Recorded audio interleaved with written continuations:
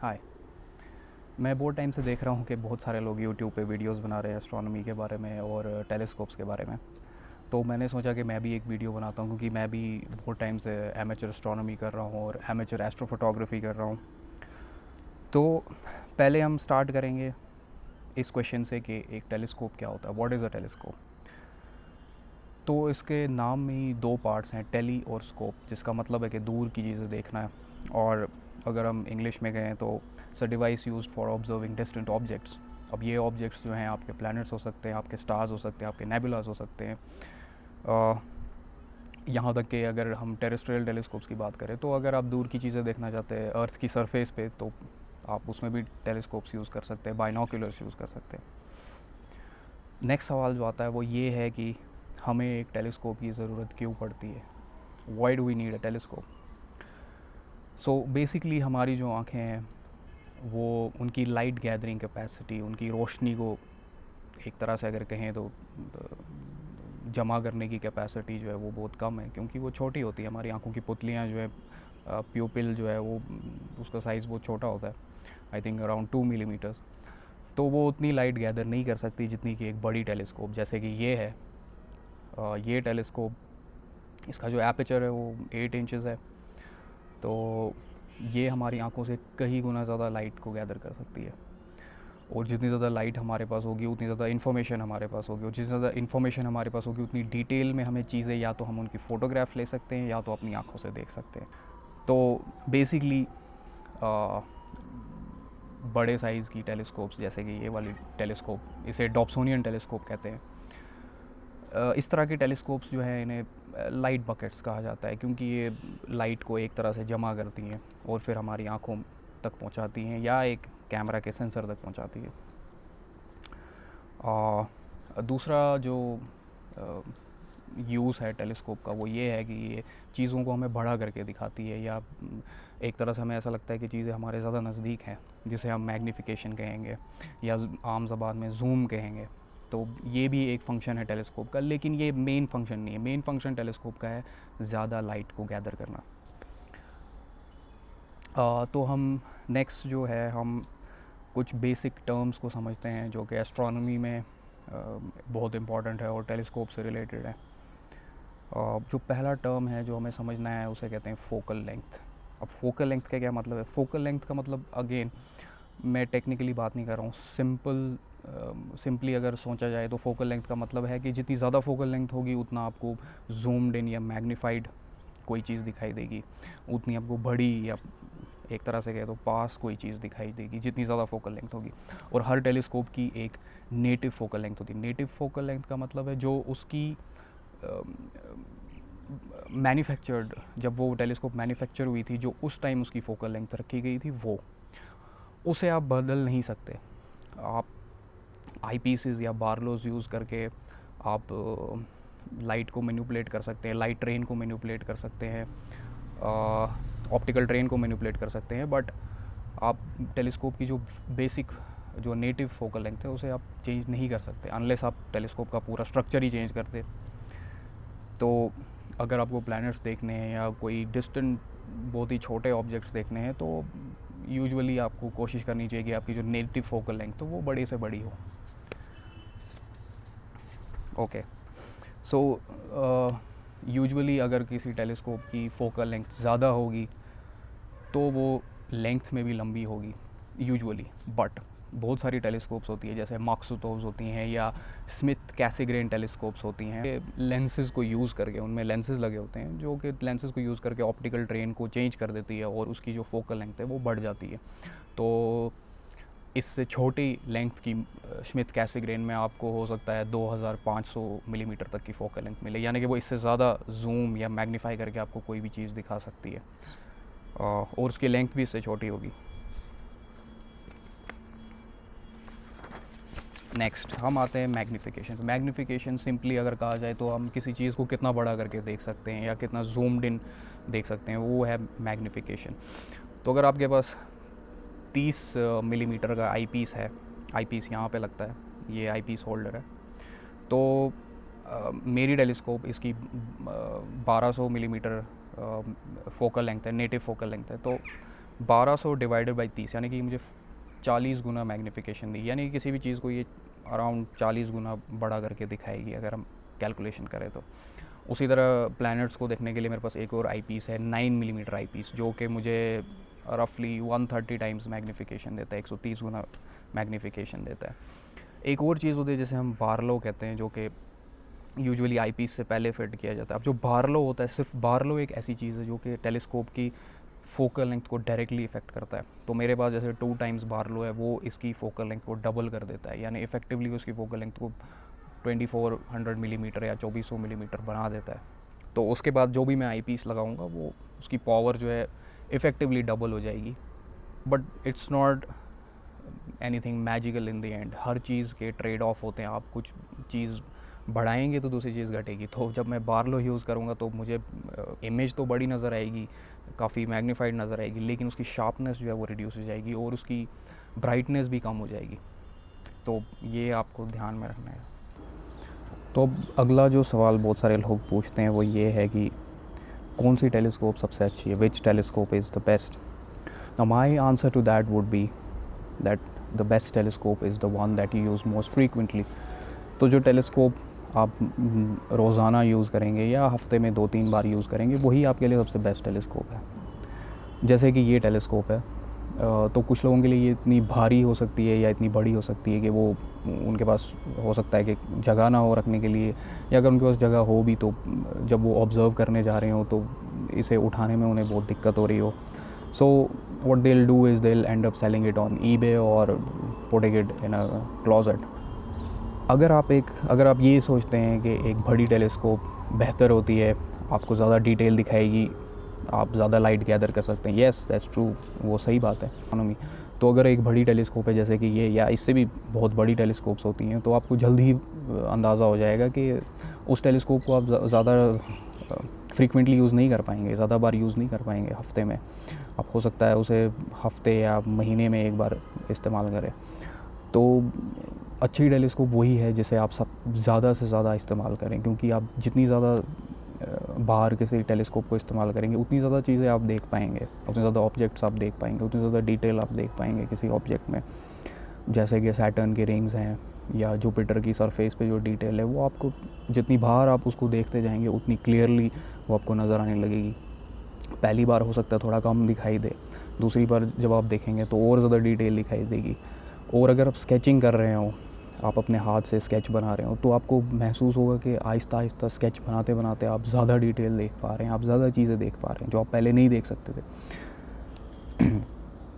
तो usually beginners के लिए मैं यही कहता हूँ, जैसे मेरे दोस्त हैं वो मुझसे पूछते, तो मैं उन्हें यही सजेस्ट करता हूँ कि वो एक बाइनोक्यूलर लें, एक अच्छा सा बाइनोक्यूलर लें, एस्ट्रोनॉमिकल बाइनोक्यूलर लें जिसका कि एपर्चर बड़ा हो, जो ज़्यादा लाइट गैदर कर सके, तो वहाँ से स्टार्ट करें। और एक ट्राइपॉड ले लें, क्योंकि एक बाइनोक्यूलर जो है उसमें वाइब्रेशन वगैरह का इशू होता है, तो उसको रोकने के लिए वो एक ट्राइपॉड भी ले सकते हैं। बाइनोक्यूलर में ये होता है कि बाइनोक्यूलर की जो इमेज क्वालिटी है या जो परसीव्ड इमेज क्वालिटी है वो बेहतर होती है टेलीस्कोप से। क्योंकि हमारा दिमाग जो है वो ट्रेन हो चुका है लाखों सालों से 2 इनपुट्स लेने के लिए, हमारी 2 आँखों से। तो उस तरह डिटेल भी ज़्यादा दिखाई देती है और एक 3 डायमेंशनल इफेक्ट आता है, यानी कि हमें डेप्थ का भी अंदाज़ा हो जाता है या डिस्टेंस का अंदाज़ा हो जाता है। तो एक बाइनोक्यूलर के केस में आपको हमेशा टेलीस्कोप से ज़्यादा बेहतर नज़र आएगा अगर उन दोनों का साइज़ सेम है, यानी कि एपर्चर का साइज़ सेम है और मैग्नीफिकेशन सेम है। तो हमेशा मैं बिगिनर्स को यही कहता हूँ कि वो एक बाइनोक्यूलर से स्टार्ट करें। बाइनोक्यूलर यूजुअली छोटे लेवल पे बाइनोक्यूलर्स सस्ते होते हैं, आगे जाके जितने आप कॉम्प्लिकेटेड या जितने पावरफुल बाइनोक्यूलर्स लेंगे उनका कॉस्ट जो है वो बहुत जल्दी बढ़ने लगता है, यानी एक्सपोनेंशियली राइज़ करता है। तो उस टाइम तो बाइनोक्यूलर सजेस्ट नहीं करेंगे हम किसी को हाई एंड पे, बट नीचे बिगिनर लेवल पे बाइनोक्यूलर भी एक अच्छा ऑप्शन है। अदरवाइज़ आप एक सिंपल न्यूटोनियन से स्टार्ट कर सकते हैं। ये एक न्यूटोनियन टेलीस्कोप है, तो आप यहाँ से भी स्टार्ट कर सकते हैं। और नेक्स्ट पॉइंट जो है वो ये है कि ये कॉन्सेप्ट आपको समझना ज़रूरी है कि different tools are required for different needs और different tools are made for different purposes. अब इसका मतलब क्या है कि हर काम के लिए, या अगर हम एस्ट्रोनॉमी के कॉन्टेक्स्ट में देखें तो किसी भी डिफरेंट ऑब्जेक्ट को ऑब्ज़र्व करने के लिए डिफरेंट टाइप की टेलीस्कोप्स इस्तेमाल होती हैं। आप एक ही टेलीस्कोप हर काम के लिए यूज़ नहीं कर सकते। तो इसका मतलब क्या है कि अगर आपको प्लैनेट्स देखने हैं या मून ऑब्ज़र्व करनी है तो ये टेलीस्कोप जो है आप देख सकते हैं, लेकिन ये टेलीस्कोप उस काम के लिए सबसे अच्छी नहीं है, यानी कि it's not optimum for that particular thing, it's not optimise for that particular thing. अब ऐसा क्यों है? इसमें जो आगे सेकेंडरी मिरर है, ये प्राइमरी मिरर से जो पीछे लगा हुआ है उससे लाइट रिफ्लेक्ट करके यहाँ पे पहुँचा के फिर हम आईपीस से उसको देख पाते हैं। तो ये जो सेकेंडरी मिरर है ये आगे एक ऑब्स्ट्रक्शन क्रिएट करता है और बहुत सारी लाइट को कट कर देता है। उसकी वजह से क्या होता है कि हमारा जो कॉन्ट्रास्ट है वो कम हो जाता है, यानी कि हमें कम डिटेल दिखाई देती। तो अगर आप एक प्लैनेट को देख रहे हैं, फॉर एग्जांपल जुपिटर या सैटर्न, तो आपको उतनी डिटेल नहीं दिखाई देगी जितनी कि आपको एक अच्छी रिफ्रैक्टर टेलीस्कोप से दिखाई देगी। तो अगर आपको प्लैनेट्स देखने तो मैं यही कहूँगा कि आप एक रिफ्रैक्टर लें और अच्छी क्वालिटी की रिफ्रैक्टर लें जिसे हम एपोक्रोमैटिक कहते हैं। एपोक्रोमैटिक मतलब कि उसमें आपको कलर फ्रिंजिंग वगैरह ऐसी प्रॉब्लम्स नहीं फेस हो, आपको ऐसी फेस नहीं करनी पड़ेंगी प्रॉब्लम्स। बहुत ही शार्प इमेज आपको दिखाई देगी। और अगर हम रिफ्रैक्टर्स की बात करें तो हाई एंड पे जापानीज़ कंपनीज है बहुत सारी, जैसे कि ताकाहाशी, जो कि बहुत अच्छे रिफ्रैक्टर्स बनाते हैं। Next point is why I would choose a large aperture Dobsonian every time. अब जब भी अगर कॉस्ट कोई इशू नहीं है, साइज़ कोई इशू नहीं है और वेट भी कोई इशू नहीं है, तो मैं हमेशा किसी को भी सजेस्ट करूँगा कि वो एक बड़े एपर्चर वाली डॉप्सोनियन ही ले, हमेशा। इसलिए क्योंकि जितना आपके पास लाइट गैदरिंग कैपेसिटी होगी, जैसे मैंने पहले भी कहा टेलीस्कोप का मेन फंक्शन वही है लाइट गैदर करना, तो जितनी ज़्यादा आप लाइट गैदर करेंगे उतनी आप डिटेल भी देख सकते हैं और उतनी ही आप फेंट ऑब्जेक्ट्स को, यानी कि डिम ऑब्जेक्ट्स जो होते हैं जैसे नेबुलाज हैं, गैलेक्सीज हैं, आप उनको भी आसानी से देख सकते हैं। तो हमेशा एक डॉप्सोनियन ही लें अगर आपके पास जगह की कमी नहीं है और आप इजीली उसको वहाँ यहाँ ले जा सकते हैं। नेक्स्ट पॉइंट जो है वो है स्किल्स कौन सी चाहिए हमें कौन सी स्किल्स चाहिए एस्ट्रोनॉमी, एमेचर एस्ट्रोनॉमी करने के लिए या एमेचर एस्ट्रोफोटोग्राफी करने के लिए। तो बेसिकली सबसे पहले तो आपको सीखना पड़ेगा हमारे नाइट स्काई के बारे में, यानी कि जो हमारे आसमान में कौन से ऑब्जेक्ट्स कहाँ हैं ये आपको पता होना चाहिए। उसके लिए बहुत सारे स्टार चार्ट्स ऑनलाइन अवेलेबल होते हैं, आप उनको प्रिंट करके स्टडी कर सकते हैं। आप ऐप्स डाउनलोड कर सकते हैं जैसे स्काई सफारी वगैरह। लेकिन मैं सजेस्ट करूँगा कि आप एक स्टार चार्ट को प्रिंट करें और उसे देखें और फिर मैच करें कि स्काई में ऑब्जेक्ट्स एग्जैक्टली कहाँ हैं। तो उससे आपको पूरा अंदाज़ा हो जाएगा स्पेस का और अपनी सराउंडिंग्स का कि एग्जैक्टली किन कोऑर्डिनेट्स पे आपको वो ऑब्जेक्ट्स मिलेंगे। उसके बाद आपको लूनर साइकिल के बारे में भी समझना पड़ेगा, क्योंकि मून जो है, मून लाइट जो है, it's the biggest enemy of N amateur astronomer when while observing. तो मून लाइट जो है वो ऑब्सक्योर कर सकती है बहुत सारे डिम ऑब्जेक्ट्स को, क्योंकि वो पहले ही डिम होते हैं, वो दिखाई नहीं देंगे आसानी से। अगर मून लाइट भी प्रेजेंट होगी तो वो बिल्कुल ही आपको दिखाई नहीं देंगे, उनको ढूंढना भी मुश्किल हो जाएगा, उनको ऑब्जर्व करना भी बहुत मुश्किल होगा। You will need to learn to see more detail and train your eyes. आपको अपनी आँखों को ट्रेन करना पड़ेगा, ट्रेनिंग देनी पड़ेगी ज़्यादा डिटेल देखने के लिए। जैसे मैंने पहले भी कहा कि जैसे अगर आप स्केचिंग कर रहे हो, आप जुपिटर को ऑब्ज़र्व करें या सैटर्न को ऑब्ज़र्व करें और आप एक स्केच भी बनाएं, तो आपको पता चलेगा कि आहिस्ता आहिस्ता आहिस्ता आप ज़्यादा डिटेल देख पा रहे होंगे। जैसे सैटर्न के रिंग्स में या जुपिटर के जो बेल्ट्स हैं उसमें आपको ज़्यादा डिटेल दिखाई देगी। और ऐसा मैंने खुद भी एक्सपीरियंस किया है कि जितनी बार आप ऑब्जर्वेशंस करेंगे, जितनी ज़्यादा ऑब्जर्वेशंस करेंगे, उतनी ज़्यादा डिटेल आपको दिखाई देगी। इसका मतलब ये नहीं है कि हम सबसे बड़ा टेलीस्कोप, सबसे बेस्ट, सबसे महंगा टेलीस्कोप ले लें और बस हमारा काम हो गया। नहीं, आपका काम वहाँ से शुरू होता है। ये सिर्फ एक टूल है, एक औजार है एक काम करने का, बाकी सब आप तक है कि आप क्या करते हैं उससे। स्केचिंग, अगेन जैसे मैंने पहले भी कहा, स्केचिंग करना बहुत इंपॉर्टेंट है। अगर आप स्केचेस बनाना स्टार्ट करेंगे तो आपको पता चलेगा कि आप बहुत ज़्यादा डिटेल देख पाएंगे। Seeing conditions and light pollution, ये बहुत इंपॉर्टेंट पॉइंट है। बड़े से बड़ा टेलीस्कोप जो है वो फेल हो जाएगा अगर सीइंग कंडीशंस अच्छे नहीं हुए। अब सीइंग कंडीशंस का क्या मतलब है कि हमारा जो एटमॉस्फेयर है, लोअर एटमॉस्फेयर नहीं, अपर एटमॉस्फेयर, यानी कि जो ऊपर एटमॉस्फेयर है, वो यूजुअली कभी भी काम नहीं होता, मतलब ठहरता नहीं है। उसमें हमेशा मूवमेंट चलती रहती है, एयर करंट्स चलती रहती हैं और बहुत ज़्यादा स्पीड से चल रही होती हैं। तो उसकी वजह से आपको ऐसा लगेगा जैसे आप अगर किसी प्लैनेट को देख रहे हैं तो आपको ऐसा लगेगा कि वो मिराज जैसा दिखने लगेगा। तो बिल्कुल डिटेल नज़र नहीं आएगी, बिल्कुल शार्पनेस नहीं होगी उस इमेज में। तो आपको वेट करना पड़ेगा कि जब सीइंग कंडीशंस इम्प्रूव हो और तब आप अपनी ऑब्जर्वेशन करें। तो सीइंग कंडीशंस जो हैं वो बहुत ही इंपॉर्टेंट है। टेलीस्कोप मैटर नहीं करेगी कि कितनी बड़ी है, कितनी पावरफुल है, अगर सीइंग कंडीशंस अच्छे नहीं हुए तो। उसके लिए भी बहुत सारी ऐप्स है, वेदर ऐप्स हैं बहुत सारी, जिससे आप देख सकते हैं अपर एटमॉस्फेयर में क्या हो रहा है इस वक्त। अगेन उसी के साथ लाइट पोल्यूशन एक बहुत बड़ी प्रॉब्लम है आजकल के टाइम पे। जो लोग सिटीज़ में रहते हैं उनको इसके बारे में पता होगा। तो लाइट पोल्यूशन की वजह से आप यूजुअली जो फेंट ऑब्जेक्ट्स हैं जैसे नेबुलाज हैं, गैलेक्सीज़ हैं, उन्हें नहीं देख पाएंगे। तो या तो आपको किसी ऐसी जगह जाना पड़ेगा जहाँ लाइट पोल्यूशन कम हो, या तो आपको बहुत सारे फ़िल्टर्स जो मिलते हैं वो यूज़ करने पड़ेंगे जो कि लाइट पोल्यूशन के इफ़ेक्ट को ख़त्म कर देते हैं बेसिकली। आज वो फ़िल्टर्स काम नहीं आएंगे क्योंकि आज अब सोडियम लैंप्स लोग यूज़ नहीं करते हैं, आज एलईडी लाइट्स यूज़ करते हैं लोग, तो वो सिर्फ येलो लाइट के लिए यूज़ होते हैं। Next point is managing expectations. आप अगर ये सोच रहे हैं कि आप इस टेलीस्कोप से या इससे भी बड़ी टेलीस्कोप से हबल जैसे कि हबल टेलीस्कोप ने जो पिक्चर्स ली हैं वैसी चीज़ें देखेंगे, या जो आपने टीवी पे देखा है वैसा आपको दिखाई देगा, तो ये आपकी बहुत बड़ी गलतफहमी है और आप बहुत ज़्यादा डिसअपॉइंट हो जाएंगे। ऐसा कुछ भी नहीं है। आप बहुत ज़्यादा चीज़ें देख सकते हैं, जैसे प्लैनेट्स में डिटेल, प्लैनेट की सरफेस में डिटेल, मून पे क्रेटर्स, मून पे जो माउंटेन रेंजेस है वो, आप नेबुलास देख सकते हैं जैसे रिंग नेबुला, डम्बेल नेबुला, बड़े ऑब्जेक्ट्स जैसे कि एंड्रोमेडा गैलेक्सी जो कि साइज़ में बहुत बड़ी है बट डिम होने की वजह से हमें दिखाई नहीं देती। एंड्रोमेडा मून से भी काफ़ी बड़ी है साइज़ में, तो मतलब जो हमारा नाइट स्काई है उसमें वो बहुत बड़ा एरिया ऑक्यूपाई करती है, लेकिन वो क्योंकि फेंट है और डिम है इस वजह से हमें दिखाई नहीं देती। तो उस टाइम हमें क्या चाहिए कि हम ज़्यादा से ज़्यादा लाइट गैदर करें। अगेन वही पॉइंट वापस यहाँ पे हो रहा है कि हमें ज़्यादा से ज़्यादा लाइट गैदर करनी है क्योंकि वो एक बहुत फेंट ऑब्जेक्ट है। कौन कौन से ऑब्जेक्ट्स हैं, कौन कौन सी चीज़ें हैं जो आप देख सकते हैं अपनी टेलीस्कोप से।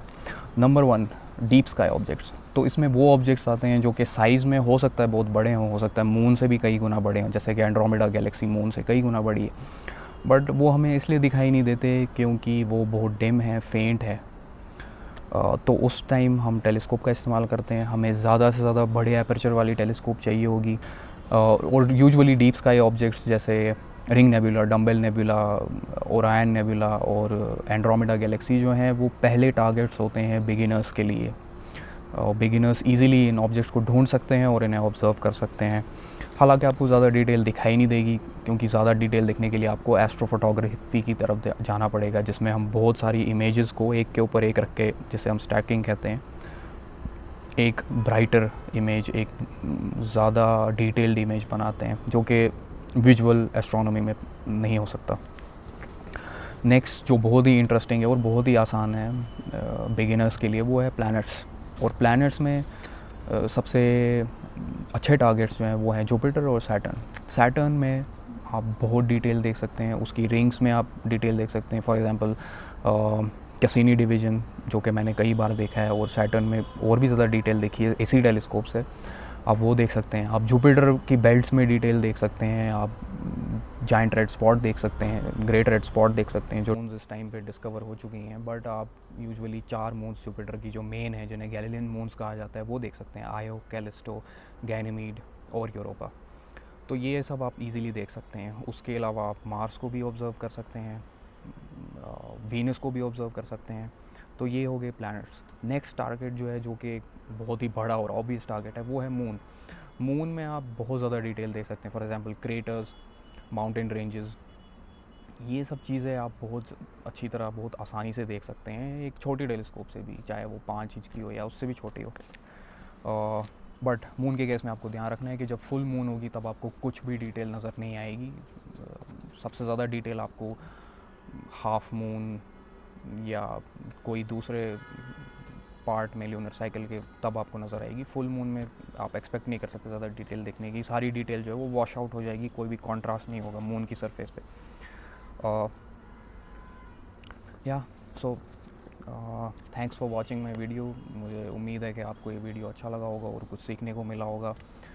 मैं भी एक एमेचर एस्ट्रोनॉमर हूँ, मेरे पास कुछ टेलीस्कोप्स हैं और मैं कुछ थोड़ी बहुत एस्ट्रोफोटोग्राफी करता हूँ।